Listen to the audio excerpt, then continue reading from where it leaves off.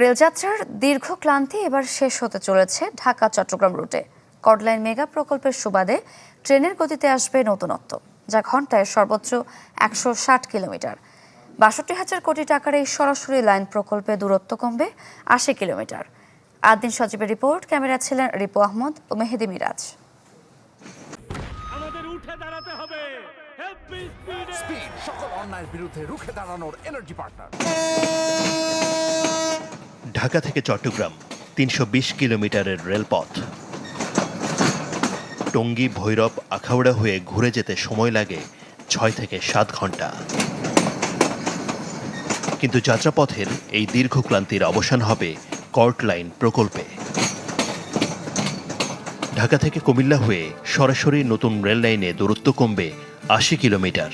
ফলে মাত্র ৩.৫ ঘন্টায় ট্রেন পৌঁছাবে বন্দরনগরী চট্টগ্রাম। এই প্রকল্পে যুক্ত হবে ঘন্টায় ১৬০ কিলোমিটার দ্রুতগতি সম্পন্ন আধুনিক ট্রেন।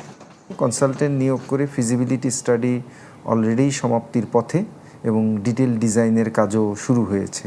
প্যাসেঞ্জার সংখ্যা আসলে রোডের থেকে ডাইভার্ট হয়ে রেলওয়েতে আসবে, এক্ষেত্রে আমাদের প্যাসেঞ্জার আর্নিংও বাড়বে, প্লাস আমরা যেহেতু ফ্রেট ট্রেন বেশি চালাতে পারবো তখন আমাদের ফ্রেট আর্নিংও বাড়বে।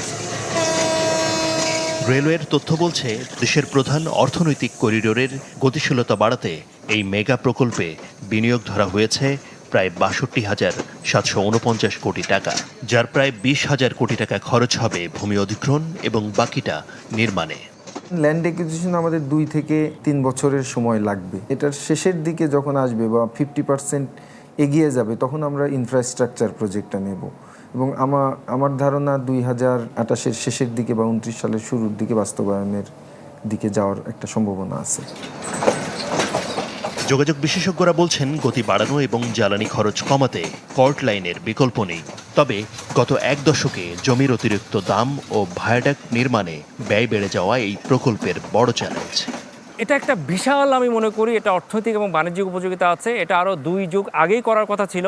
এখন এটার পিছনে যে আমার নির্মাণ ব্যয় হবে, কারণ আপনি নিশ্চয়ই জানেন ঢাকা এবং নারায়ণগঞ্জ আশেপাশে যে পরিমাণ ডেভেলপমেন্ট হয়েছে, এখানে ভাঙতে হবে, জমি অধিগ্রহণে একটা বিরাট খরচ চলে আসবে এবং নির্মাণ সামগ্রীর খরচও কিন্তু বেড়ে গেছে। বিনিয়োগের অঙ্ক বড় হওয়ায় প্রকল্পটি পাবলিক প্রাইভেট পার্টনারশিপ পিপিপির ভিত্তিতে বাস্তবায়নের তাগিদ দিচ্ছেন যোগাযোগ বিশেষজ্ঞরা। এই প্রজেক্টটা যদি করা হয়, প্যাসেঞ্জার ট্রেন পুরনো লাইন থেকে শিফট হয়ে চলে আসবে কর্ড লাইনের মধ্যে। নিচে যেই জায়গাটা থেকে গেল সেখানে ফ্রেট ট্রেনকে প্রায়োরিটি দেওয়ার জন্য যা যা আয়োজন করা দরকার সেম প্রজেক্টের মধ্যে আমার মনে হয় নেওয়া উচিত।